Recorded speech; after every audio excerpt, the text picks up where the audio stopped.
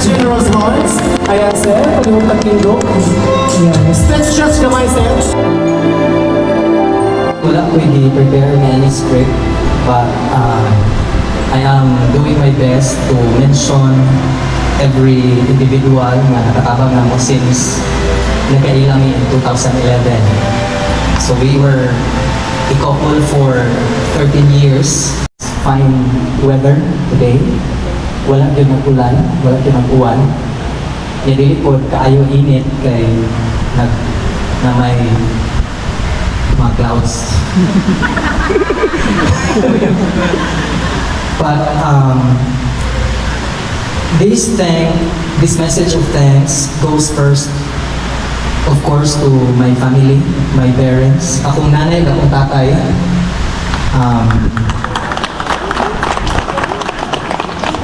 Not known to everybody, ako na ang kinamanghuran nila. So, technically, ako na ang last nga anak nila nga mag-create a family for them. Kanya, with the hardships and challenges that they have experienced all throughout the years nila akong ila kong ipaabang sa ila kong ipapuyok sa ilahang bahay, ila kong ipakaon sa ilahang bahay. I can say that I am very proud of my nanay and tatay, although matiguang hindi sila pagkiskili,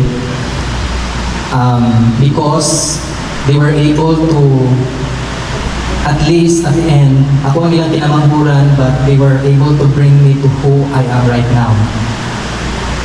Kanya, dili basta-basta kay akong tatay, kay fisherman na siya, mangingisda. Kanya akong nanay, kay nara na siya sa bayan, nag-take care na mo. Pero despite those ilahag ihapon ko na-deliver karong adlaw to create, and I think that is the greatest achievement that I am so proud of my parents. Kanya, second, I am thankful sa mama ni Christine, Ma'am Tracy, siguro Mama Tracy, kasama ko nandun sa kulang tawag. Kinaanak na gitog ma'am, kay teacher man ako si ma'am sa una. And of course to the memory of her father, which we will celebrate tomorrow, the death anniversary of her father. And thankful ko kay ilahas siya, si Christine, kay gidala nila din sa kalibutan. Ako nakitaan niya, yung sugot rapod si ma'am na ako na ninyuan si Christine. Kung ako ang kinalasan, si Christine ang kinaunhan. So it's quite difficult to convince. Ang first yun na giningon ni ma'am, pag-ingon ako na akong ninyuan si Christine kay dali araw na. Kanya gano'n ako, 12 years naman yun.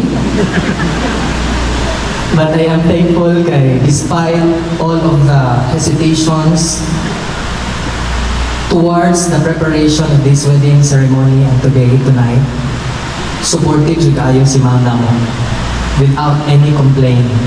Regardless kung nasunod na mo kung say preference niya or wala naman nasunod ang iyang preference and so on.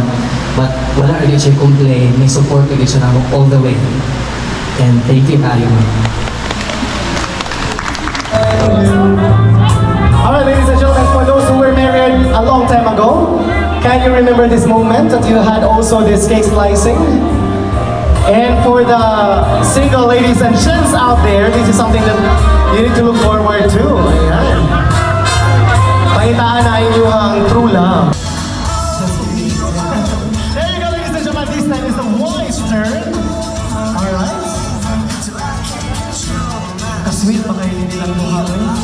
Alright, there you go, ladies and gentlemen. Man and woman of the hour, Remark and Christine. Cheers! Shall we say all together, mabuhay ang bagong kasal!